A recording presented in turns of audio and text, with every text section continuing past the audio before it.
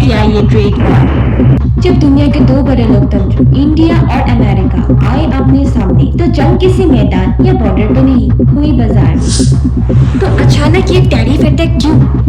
25% से लेकर 50% तक हुआ। आखिर नुकसान किसका? किसानों का, बिजनेस, ट्रेड या कंज्यूमर्सों का?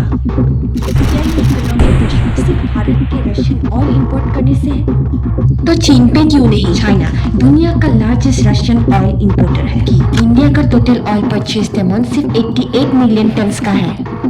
और अमेरिका खुद भी फर्टिलाइजर्स, प्रेशियस मेटल्स और यूरेनियम जैसे सामान इंपोर्ट करता है, जिसका टोटल अमाउंट $2.5 बिलियन प्रेजेंटली और $14.44 बिलियन 2022 में था। तो सिर्फ भारत पे ही निशाना क्यों?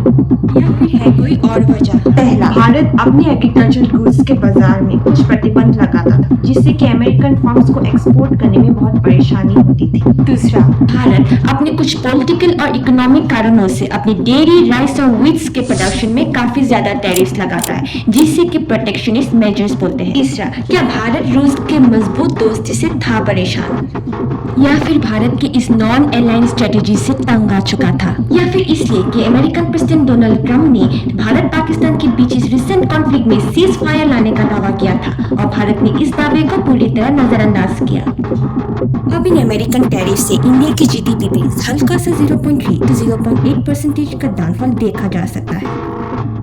अब असली सवाल ये है कि इंडिया के लिए अब सोल्यूशन क्या निकल के आता है इस सिचुएशन से बचने के लिए।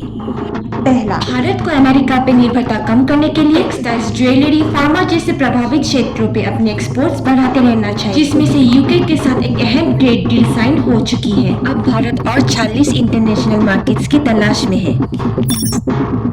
दूसरा, ऐसे कठिन हालात में भारत अपने संबंध से एससीओ, ब्रिक्स, आसियान जैसे मंचों का सही लाभ उठा सकती है।